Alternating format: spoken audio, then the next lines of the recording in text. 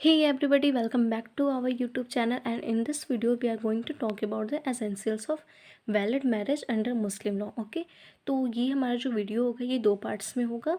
और तो चलिए स्टार्ट करते हैं।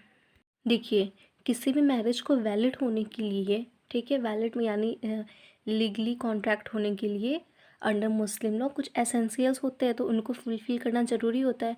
तो आज हम बात करेंगे कुछ एसेंशियल्स के बारे में। ओके, तो देखिए, एक मैरिज वो वैलिड तभी होगा, वैलिड यानी उर्दू वर्ड में क्या होता है, सही। ओके, तो वो वैलिड तभी होगा जब कोर्ट उसको रिकॉग्नाइज़ करेगा लॉफुल। ओके, मतलब कोर्ट उसको लॉफुल रिकॉग्नाइज़ करेगा तो ही वो मैरिज वैलिड होगी। तो उसके लिए कुछ कंडीशंस होते हैं जो कि फुलफ़िल करने रहते हैं for the valid marriage under Muslim law. तो पहला कंडीशन ये है। देखिए, ये चार कंडीशंस है, इनको फिर हम बाद में डिटेल्स में पढ़ेंगे। ठीक है, तो पहला कंडीशन है कि जो पार्टीज होती है टू द मैरिज वो कॉम्पिटेंट होनी चाहिए। And the second one is कि उन पार्टीज़ की जो कंसेंट है वो फ्री होनी चाहिए। तो देखिए, आप यहाँ पे कॉन्ट्रैक्ट की तरह ही एसेंशियल्स चले आ रहे हैं। ठीक है, तो हम लोग ने लास्ट वीडियोस में देखा था कि मुस्लिम मैरिज जो होते हैं वो कॉन्ट्रैक्ट होते हैं। ठीक है, तो जो इसके एसेंशियल्स हैं वो कॉन्ट्रैक्ट में भी एसेंशियल्स है। तो हमारा थर्ड है इसी में कि कुछ फॉर्मेलिटीज़ रिक्वायर्ड होती हैं जिनको कि परफॉर्म करना होता है। लेकिन यही हम लोग ने हिंदू लॉ में देखा था कि कुछ सेरेमनीज़ होती हैं जिनको परफॉर्म किया जाता है, तभी वो वैलिड मैरिज होती हैं। और यहाँ मुस्लिम लॉ में कुछ फॉर्मेलिटीज़ होती हैं जिनको कंप्लीट करना रहता है। And the fourth one is must not be any prohibition और इम्पीडिमेंट इन कॉन्ट्रैक्टिंग मैरिज। ओके, मतलब जो दो पार्टी शादी कर रही हैं, मैरिज कर रही हैं, मैरिज कॉन्ट्रैक्ट कर रही हैं, तो उनके बीच में कोई ऐसा प्रोहिबिशन नहीं होना चाहिए, कोई भी प्रोहिबिशन ऑफ रिलेशनशिप नहीं होनी चाहिए। ठीक है, तो हमारा इसमें हम लोगों ने पहला कंडीशन ये देखा, पहली एसेंशियल ये देखी कि पार्टीज मस्ट बी कॉम्पिटेंट। तो कॉम्पिटेंट कहने से तो नहीं समझ में आ रहा ना, तो हमको कॉम्पिटेंट के बारे में समझना होगा कि आखिरकार कौन सी ऐसी पार्टीज़ होती हैं जो कि कॉम्पिटेंट होती हैं। तो देखिए, जो पार्टी शादी करती हैं उनका कॉम्पिटेंट होना ज़रूरी है। तो वो कॉम्पिटेंट 3 मायने में होना चाहिए। पहला है कि वो एज ऑफ प्यूबर्टी में हो। ठीक है, and the second one is sound mind की हो। And the third one is Muslim हो, क्योंकि हम मुस्लिम लॉ ही पढ़ रहे हैं। ठीक है, तो मुस्लिम लॉ पढ़ रहे हैं तो ये सारे मुस्लिम्स पे अप्लाई होगा। तो मुस्लिम के बीच में शादी जब होगी तो ही तो ये अप्लाई होगा ना। तो अब हम देखते हैं एज ऑफ प्यूबर्टी का मतलब क्या होता है। एज ऑफ प्यूबर्टी नाम से तो नहीं पता चल रहा ना कि एज ऑफ प्यूबर्टी मतलब क्या।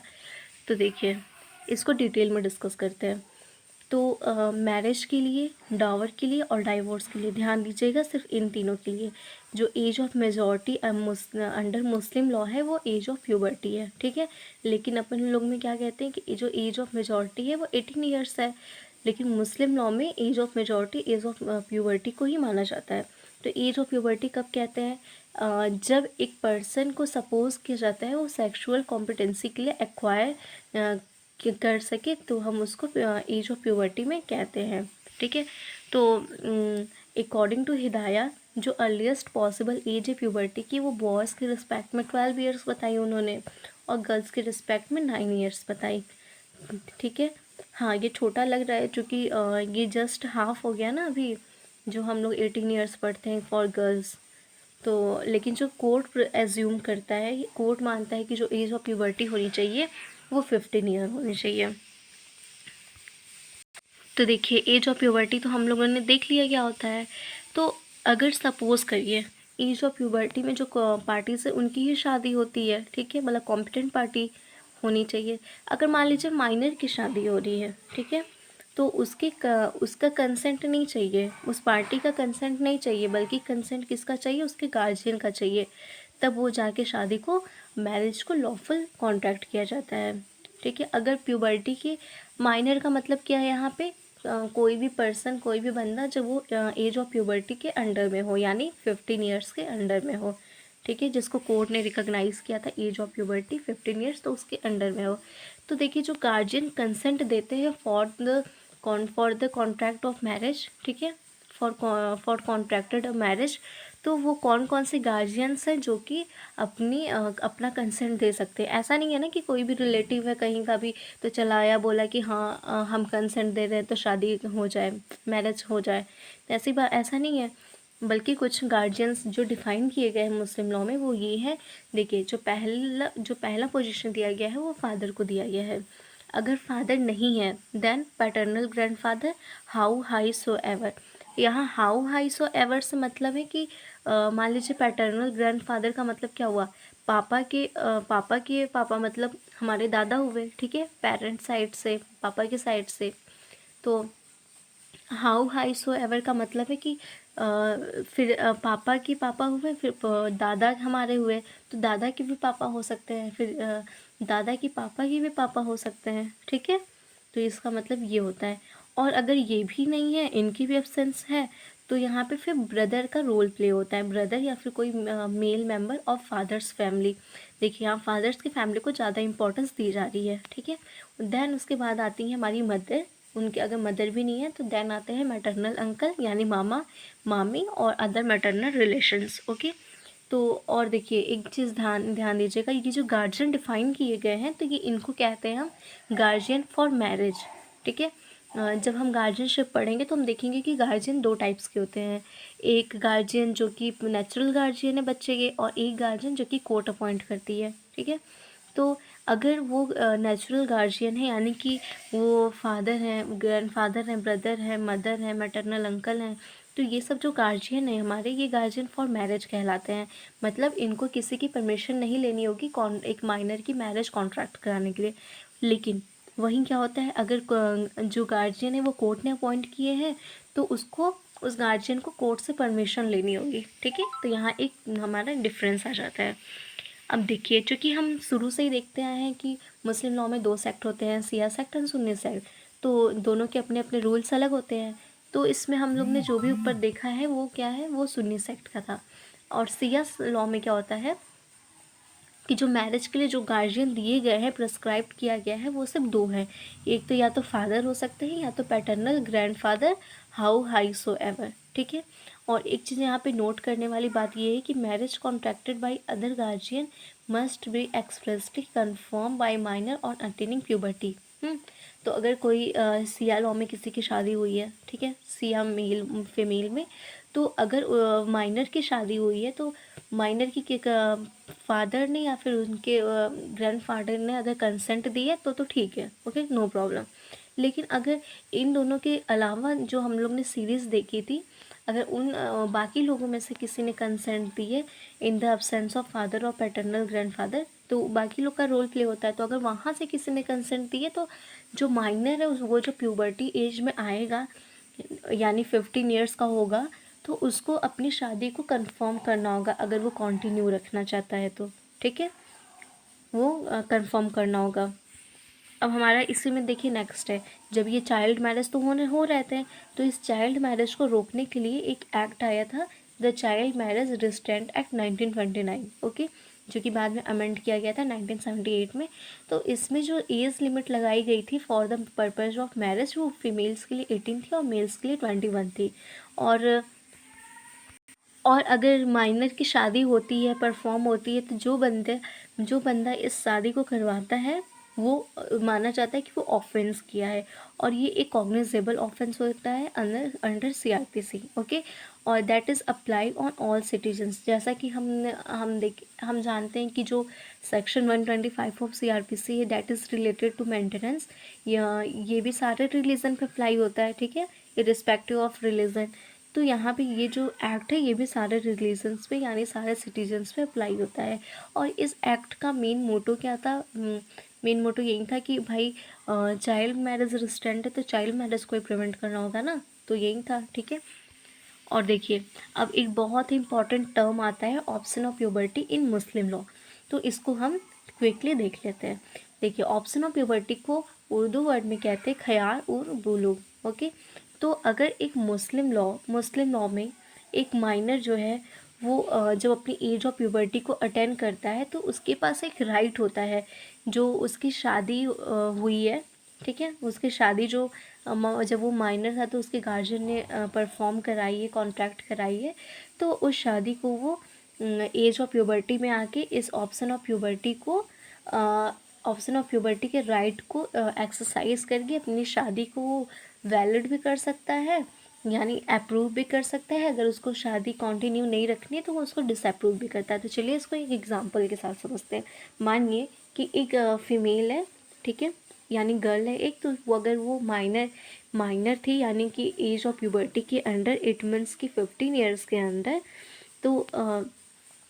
तो उसकी शादी मान लीजिए उसके फादर ने करा दी, उसके फादर ने कंसेंट दे दी, तो शादी तो वहाँ परफॉर्म हो गई ना, मतलब कॉन्ट्रैक्ट हो गई, ठीक है, कॉन्ट्रैक्टेड मैरिज। तो देन वहाँ क्या होता है कि अगर जब वो एज ऑफ मेजॉरिटी में आएगी यानी एज ऑफ प्यूबर्टी में जब आएगी, तो अगर वो शादी को कंटिन्यू नहीं रखना चाह रही है, तो वो ऑप्शन ऑफ प्यूबर्टी के राइट को यूज़ करके अपनी शादी को डिसअप्रूव कर सकती है, ठीक है। और अगर वो शादी को वो अप्रूव करना चाहती है, मतलब कंटिन्यू रखना चाहती है, तो अप्रूव कर देगी। और अगर वो साइलेंट है, कुछ नहीं बोली, तो ये कोर्ट प्रिज्यूम कर लेती है कि ठीक है वो शादी से खुश है और वो कंटिन्यू रखना चाहती है। तो लेकिन यहाँ पे एक कंडीशन ये है कि जो गार्जियन जो मैरिज कॉन्ट्रैक्ट कराए हैं, अगर वो फादर और ग्रैंड फादर हुए हैं, ठीक है, तो फिर कोई राइट नहीं है ऑप्शन ऑफ प्यूबर्टी का। लेकिन अगर इनके सिवा कोई जो सीरीज़ हमने देखी थी उनके सिवा उन सीरीज़ में से कोई भी पर्सन हुए, गार्जियन हो गए, then she has the right to exercise the option of puberty, ठीक है। तो इसी को हम कहते हैं ऑप्शन ऑफ प्यूबर्टी। देखिए सुन्नी लॉ में कोई ऐसा कंपल्सन नहीं है कि ऑप्शन ऑफ प्यूबर्टी को यूज़ करना, लेकिन सिया लॉ में ऐसा है कि minor's marriage is approved by minor on attaining puberty. मतलब सिया लॉ में ये कंपलसरी है, अगर वो अप्रूव करना चाहती है शादी को या फिर कंटिन्यू रखना चाहती है, तो ये कंपलसरी है उसके लिए कि वो एज ऑफ प्यूबर्टी में आने के बाद उस शादी को अप्रूव करे, ठीक है। इसमें साइलेंट का कोई रोल नहीं है। अब देखिए कुछ रूल्स हैं रिगार्डिंग ऑप्शन ऑफ प्यूबर्टी। तो जैसे पहला रूल है कि can not exercise by husband if his marriage was contracted bye father और ग्रैंडफादर। तो यहाँ तो भाई हस्बैंड को देखिए, तो हस्बैंड के पास ये राइट नहीं है, ठीक है, ऑप्शन ऑफ प्यूबर्टी को यूज़ करने के लिए। अगर उसकी जो मैरिज है जब वो माइनर था, तो अगर वो फादर या ग्रैंडफादर ने कॉन्ट्रैक्ट कराई है, लेकिन यही वाइफ के पास भी यही सेम चीज़ था, ठीक है, वाइफ भी नहीं कर सकती थी। लेकिन जब से dissolution of Muslim marriage act 1939 आया, then she can exercise option of puberty even अगर उसके फादर या फिर ग्रैंडफादर ने उसकी मैरिज कॉन्ट्रैक्ट कराई है, तो यहाँ वीमेन को एक प्रिविलेज मिल गई, ठीक है। और हमारा थर्ड वन है कि जो ऑप्शन ऑफ प्यूबर्टी है वो एक्सरसाइज होनी चाहिए वाइफ द्वारा immediately after attainment of puberty, ठीक है ना।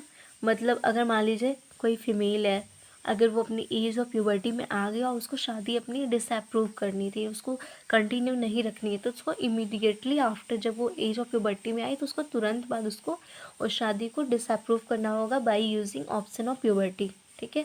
अगर कुछ रीजनेबल डिले हो गया, मान लीजिए कि कुछ रिजनेबल डिले हो गया तो वो चलता है, लेकिन अगर अनरिजनेबल डिले है तो वो अपने राइट को लॉस्ट कर दी, ठीक है।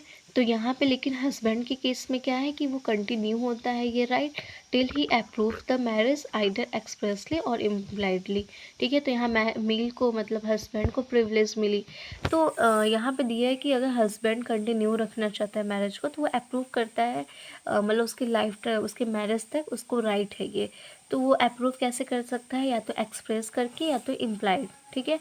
तो जैसे हम बात करेंगे कि किस टाइप्स में अप्रूवल दी जाती है हस्बैंड द्वारा, अगर वो डावर की पेमेंट कर दे, ठीक है, या फिर cohabitation with her, then it seems to be approved by the husband, okay. And the fourth one is marriage does not dissolve merely by exercise of option of puberty, court's confirmation is necessary। देखिए ये बहुत ही important term है जो कि आया था एक case में, इसका नाम है मफिजुद्दीन मंडल वर्सेस रहीमा बीवी, जो कि 1934 का केस है, ठीक है। तो इसमें ये था कि जो अगर ऑप्शन ऑफ प्यूबर्टी का यूज़ करके किसी पार्टी ने मैरिज को डिज़ोल्व कर किया, तो सिर्फ इससे ही नहीं डिज़ोल्व हो जाती है, बल्कि कोर्ट की कंफर्मेशन ज़रूरी होती है। तो इसके एक्सप्लेनेशन में हम ये दे सकते हैं कि मान लीजिए अगर कोई दो स्पाउस है, ठीक है, उन लोग ने ऑप्शन ऑफ प्यूबर्टी का यूज़ करके मैरिज को डिसअप्रूव कर दिया, तो वो मैरिज तो डिसॉल्व हो गई, लेकिन अगर कोर्ट का कंफर्मेशन भी ज़रूरी है, ठीक है। तो कोर्ट का कंफर्मेशन आने से पहले ही अगर हस्बैंड की डेथ हो जाती है या फिर वाइफ की डेथ हो जाती है, तो भी उस लिविंग स्पाउस को ये राइट होता है कि वो अपने स्पाउस, जो डिसीज्ड स्पाउस है, उसके राइट को उसकी प्रॉपर्टी को इनहेरिट कर सकती है, जस्ट बिकॉज क्योंकि कोर्ट का कंफर्मेशन नहीं आया था तब तक, ठीक है। एंड द नेक्स्ट हमारा कॉम्पिटेंसी में ये भी है कि साउंडनेस ऑफ माइंड। तो बोथ जो पार्टीज़ हैं, दोनों पार्टीज़ वो साउंड माइंड की होनी चाहिए at the time of marriage. और मान लीजिए कि अगर वो जो दो पार्टीज़ हैं, तो अगर वो ल्यूनेटिक पर्सन है, ठीक है, कोई उसमें से ल्यूनेटिक पर्सन है, तो ल्यूनेटिक का मतलब कि उसको समय समय पे दौरा आता रहेगा। तो जब उसका सही टाइम चल रहा था, मतलब जिस टाइम वो सही था, जिसको हम लूसिड पीरियड कहते हैं, अगर उस टाइम मैरिज कॉन्ट्रैक्ट हुई है तो उसको वैलिड मैरिज मानते हैं। And the third one is religion of parties, ठीक है। तो जो मैरिज जो होती है वो मुस्लिम के बीच में किसी भी सेक्ट्स के मुस्लिम में हो सकती है। अगर मान लीजिए इंटर रिलीजियस मैरिज हो रही है, तो इंटर रिलीजियस मतलब अलग अलग रिलीजन में। तो देखिए, सुन्नी लॉ के अकॉर्डिंग अगर एक मुस्लिम मेल अगर एक मुस्लिम गर्ल से या किताबिया गर्ल से शादी करता है, तो वो वैलिड मानी जाएगी। किताबिया गर्ल किसे कहते हैं? किताबिया मतलब क्या होता है? किताबिया एक रिलीजन जो कि ओरिजिनेट हुआ है एक हेवनली रिवेल्ड किताब से, बुक से, ठीक है, जैसे क्रिश्चियन जो कि बाइबल से है, जैविस, तो इसको एक वैलिड मैरिज मानते हैं। और अगर एक मुस्लिम मेल पारसी या हिंदू गर्ल से शादी करता है, तो ये इरेगुलर मैरिज हो जाती है। इट मीन्स कि अगर वो जो गर्ल है वो अपना रिलीजन चेंज कर लेगी, converted to Islam, then it becomes valid, okay. और सिया लॉ के अकॉर्डिंग क्या है? अगर मेल एक किताबिया गर्ल से या फायर वर्शिपिंग फीमेल से शादी करता है, तो वो वॉइड ही होता है। और यहाँ एक पॉइंट है जो को नोट करने लायक है कि अगर एक मुस्लिम फीमेल नॉन मुस्लिम मेल से शादी करती है, तो ये वॉइड ही रहेगा, ठीक है। मतलब यहाँ मुस्लिम फीमेल्स को कोई भी प्रिविलेज नहीं मिला है, उनको शादी करनी है और एक वैलिड शादी करनी है तो वो सिर्फ मुस्लिम से ही कर सकती हैं, ठीक है। तो बाद में 1954 में हमारा एक एक्ट आया था जिसको हम स्पेशल मैरिज एक्ट कहते हैं, जिसके अंडर हम देखते हैं कि डिफरेंट रिलीजन्स के लोगों की भी शादी होती है, ठीक है। तो फॉर एग्ज़ाम्पल हम कई सारे देख सकते हैं, टीना दाबी और अहमद अख्तर, तो ये सब हम देख सकते हैं, कई सारे एग्जांपल्स हैं। इसमें क्या है कि एक कोई हिंदू है, कोई मुस्लिम है, मतलब कोई रेस्ट्रिक्शन नहीं है, डिफरेंट रिलीजन के लोग भी शादी पर कॉन्ट्रैक्ट कर सकते हैं। तो इस मैरिज को हम कहते हैं कोर्ट मैरिज, और ये लॉफुली कॉन्ट्रैक्ट हो जाती है ऑफ एनी रिलीजन। अब हमारा इसी में नेक्स्ट है कि पार्टीज़ की फ्री कंसेंट होनी चाहिए, जो कि हमारा सेकेंड एसेंशियल था। तो फ्री कंसेंट का मतलब क्या है कि ये फ्री फ्रॉम कंपल्सन होना चाहिए, फ्रॉड होना चाहिए और मिस्टेकन ऑफ फैक्ट। अब इसी में हमारा जो थर्ड एसेंशियल जो कि था, फॉर्मेलिटीज़ ड्यूली परफॉर्म होनी चाहिए। तो देखिए, इसमें मुस्लिम मैरिज में for valid Muslim marriage there is no need to perform religious ceremonies और रिट्स, ओके। जैसा कि हम लोग ने हिंदू लॉ में देखा था कि उसमें कुछ रिलीजियस सेरेमनीज होती हैं, रिट्स होते हैं जिनको परफॉर्म करना ज़रूरी होता है फॉर द वैलिड मैरिज, लेकिन मुस्लिम लॉ में ऐसा नहीं है, बल्कि कुछ फॉर्मेलिटीज़ होती हैं जिनको परफॉर्म करना होता है, ठीक है। फॉर एग्ज़ाम्पल ऑफ़र होना चाहिए, एक्सेप्टेंस होना चाहिए, और ये दोनों मेड एट सेम सिटिंग। तो चलिए देख लेते हैं क्या है। ऑफ़र को देखिए क्या कहते हैं, इजाब कहते हैं। ऑफ़र का मतलब ये होता है ना कि भाई ऑफ़र रखे है तुम्हारे सामने, मतलब किसी पर्सन की विलिंगनेस अपना दिखा रहा है किसी दूसरे पर्सन को कि वो उससे मैरिज कॉन्ट्रैक्ट करना चाहता है, मैरिज करना चाहता है। और ये made in the form of declaration, ये ओरल भी हो सकते हैं, रिटन भी हो सकते हैं। और एक्सेप्टेंस होना चाहिए, मतलब बोलते हैं ना शादी कबूल है, तो बोलते हैं ना कबूल है, कबूल है, कबूल है, तो कबूल होना चाहिए। तो जनरली ये सपोज़ किया जाता है कि जो ऑफ़र है फ्रॉम द हस्बैंड साइड होना चाहिए, यानी मेल साइड, और जो एक्सेप्टेंस है वो गर्ल गर्ल करती है, ठीक है। या फिर अगर वो माइनर है इन केस, तो यहाँ गार्जियन करेंगे। और जो एक्सेप्टेंस है मतलब कबूल है, ये अनसर्टेन नहीं होना चाहिए और डाउटफुल नेचर के नहीं होना चाहिए, मतलब ये कबूल होने ही चाहिए। अ, अगर वैलिड मैरिज है तो ये कबूल होने चाहिए, ठीक है। और ये ओरल भी हो सकते हैं और रिटन भी हो सकते हैं। और एक चीज़ बहुत ही ज़्यादा इम्पॉर्टेंट है कि ये ऑफ़र और एक्सेप्टेंस दोनों सेम सिटिंग में होना चाहिए, ठीक है। इसका मतलब ये है कि मान लीजिए हस्बैंड ने ऑफ़र दिया, अपनी विलिंगनेस बताई कि शादी करनी है, ठीक है। तो और जो दूसरा साइड था, मतलब फ़ीमेल का साइड, तो उसको भी उसी टाइम पे उसी सीट में वहीं सेम सिटिंग में ही उसको ऑफ़र को एक्सेप्ट करना होगा, ठीक है। ऐसा नहीं है कि फ़ीमेल बोली कि ठीक है मैं बाहर जाती हूँ, 1 घंटे बाद आती हूँ, देन मैं अपना डिसीजन बताती हूँ, ऐसा नहीं है, ये फिर वैलिड नहीं रहेगी।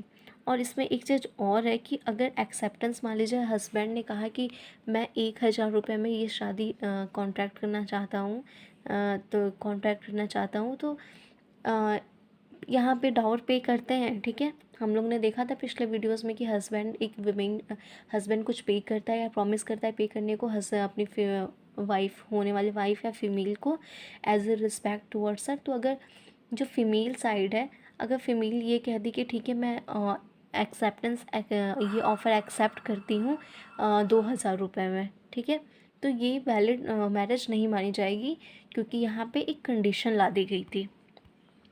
अब देखिए, जब शादी होती है, मैरिज कॉन्ट्रैक्ट होता है, तो वहाँ विटनेस का भी होना ज़रूरी है।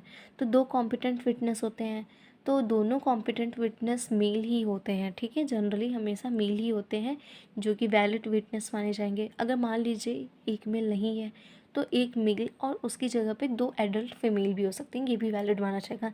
तो हम इस अकॉर्डिंग देखें, इस तरीके से, तो हम ये नहीं कह सकते कि भाई जब 2 मेल नहीं हैं तो 2 फीमेल इधर हो गई, 2 फीमेल इधर, मतलब कि 4 फीमेल विटनेस बन जाए, तो ऐसा नहीं हो सकता, ठीक है। मेल का होना इज़ कंपल्सन। एंड हमारा जो लास्ट पार्ट है का एब्सेंस ऑफ प्रोहिबिशन, ये हम नेक्स्ट वीडियोस में देखेंगे, that is part 2। And if you have any suggestion और question, please comment in the comment section. Thank you.